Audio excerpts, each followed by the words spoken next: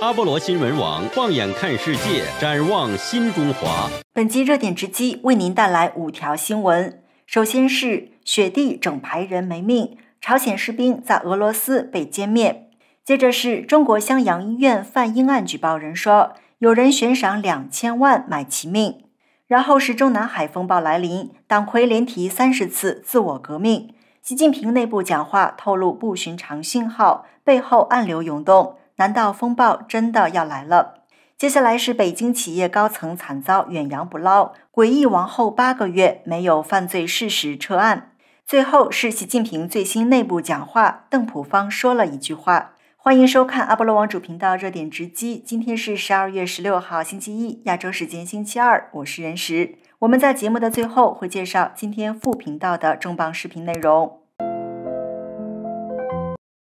雪地整排人没命，朝鲜士兵在俄罗斯被歼灭。乌克兰军方无人机部队马蒂亚尔15日在社交媒体 Telegram 公开影像及照片，显示有数十名朝鲜与俄罗斯士兵在俄罗斯库尔斯克州前线被歼灭，整排遗体倒在雪地上。乌克兰真理报韩联社报道，这群士兵14日命丧俄罗斯与乌克兰接壤地区的袭击。马蒂亚尔部队宣称，这是第414无人攻击航空系统团的 FPV 无人机飞行员马胡拉旅、第95空中突击旅、第36独立海军陆战旅、第1坦克旅和第17坦克旅联手取得的成果。马蒂亚尔 Telegram 账号发布的消息无法得到立即证实。乌克兰总统泽伦斯基14日指出，初步掌握数据，朝鲜军力已被俄方用于攻击行动，人数相当多。俄军把他们编入联合部队，虽然现阶段朝鲜部队成员只出现在库尔斯克地区，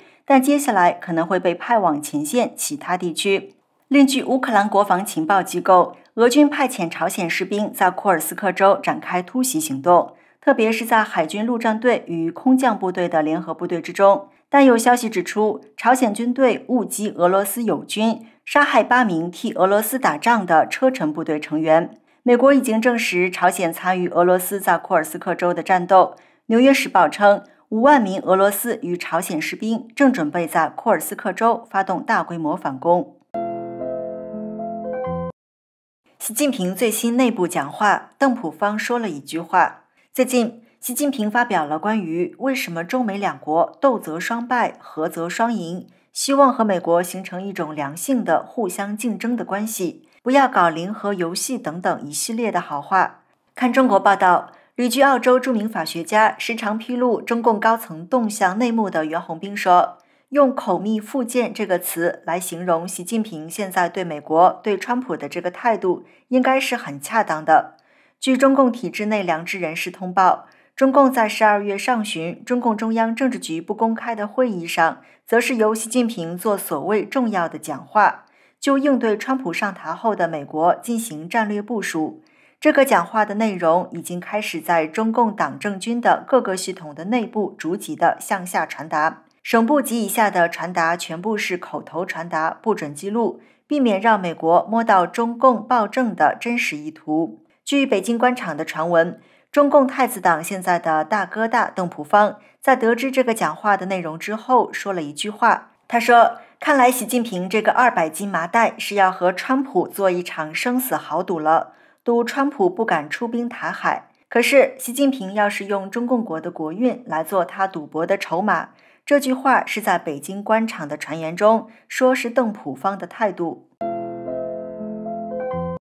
中南海风暴来临，党魁连提30次自我革命。中共党魁习近平在最新发表的一篇文章中，至少30次提到自我革命，引发关注。专家分析，习喊出自我革命，意味着高层清洗的暴风雨会更加猛烈。最新一期中共党刊《求是》杂志发表了习近平的文章，深入推进党的自我革命。文章开头就透露出习对中共亡党的担忧。他称，中共作为世界上最大的马克思主义执政党，如何成功跳出治乱兴衰历史周期率，这是摆在全党面前的一个战略性问题。在这篇仅仅2000多字的文章中，习至少30次提到自我革命一词，而且多次提到推进党的自我革命。他还在讲话中称，推进党的自我革命必须在党中央领导下统一谋划、统一部署、统一推进云云。文章最后特别注明，这是习近平2024年1月8日在20届中纪委全会上讲话的一部分。旅美时事评论员郑浩昌早前对大纪元表示，习近平所提的所谓自我革命，反映出他以为通过所谓自我革命可以跳出历史周期率，避免中共亡党正息。这说明习近平面对亡党危机一直想找出路，但是他又完全走错了路，慌不择路。这次中共党刊重提习近平年初所谓自我革命的讲话，再度引发舆论关注。有分析认为，这可能意味着又一次大清洗风暴即将来临。对于习近平究竟要革谁的命，独立视频人蔡胜坤12月16日在海外 X 平台说，他不可能革自己的命，只会革同僚和老百姓的命。对此，有网友跟帖说，他显然看到了体制的巨大问题走向倒塌的趋势，官员们都在捞好处，没人为共党着想，这个体制病根本就没得治。他又不够聪明，也只能学毛的那一套，玩内斗。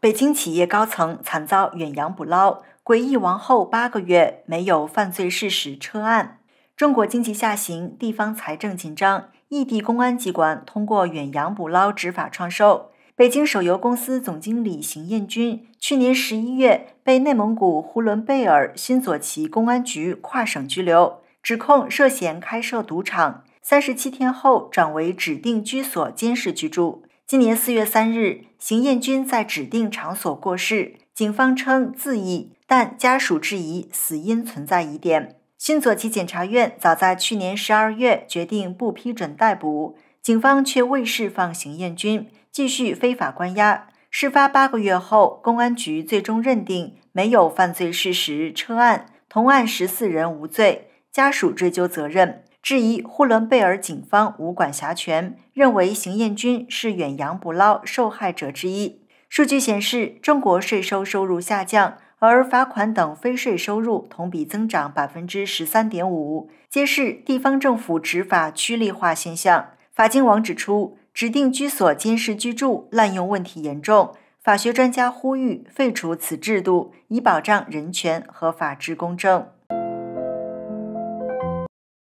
襄阳医院贩婴案举报人表示，有人悬赏2000万买其命。15日，大陆打拐志愿者上官正义在其社交媒体账号上透露，有人密谋出资2000万元悬赏谋害他。出资者是湖北襄阳剑桥医院院长之子、多家医疗器械合作商以及其他医院等利益相关方。消息人士称，目前谋杀计划仍在继续。上官正义在网上发布微博说，最近有个来自湖北襄阳的网友告诉我，他在看守所关押期间，与去年我关注的湖北襄阳剑桥医院叶姓院长贩卖出生证的儿子关押在一起。他们在关押期间密谋商量，出资2000万元悬赏要我的命。他还说，当时差点就接了这个业务了，由于资金没有到位，他说现在自己已经出来了，已经改邪归正了，但是里面的谋划仍然在继续，他希望我自求多福。事件起因于2023年11月，上官正义举报襄阳剑桥医院贩卖出生证，通过中介团伙向买家提供假出生证明及疫苗本，整个流程收费9.6万元，最短7天完成，引发舆论关注。官方通报证实此事，6名嫌犯被捕，医院被罚款10万元。上官正义表示，尽管面临恐吓，他不会停止打拐行动。今天阿波罗网副频道的重磅内容是：阿波罗新闻网放眼看世界，展望新中华。本期视频为您带来4条重要新闻。路透社独家消息传来，美国财长耶伦可能要对中国银行下手，制裁行动会否引发金融震荡？深圳爆炸事件震惊全国，爆炸身亡女子的身份与豪宅租金曝光，这背后的真相究竟如何？最新消息，坠亡女子的告别式竟被强行取消，市民怒挂横幅献花悼念，却遭到封杀，亦准备要求彻查物业。阿波罗网日前所做民调结果是，93%观众认为打倒共产党是唯一出路2%的观众不同意，5%的观众无法判断。感谢400多位在视频下方留言和在社区投票的朋友们。而在北京，更有活化石门聚会，直言大骂共产党，掌声不断。这是什么信号？您可以点击视频的右上角来观看。感谢您和阿波罗网会员的无私支持。如果您喜欢今天的内容，请点赞、订阅并分享给更多朋友。也请您发表您的高见。再会。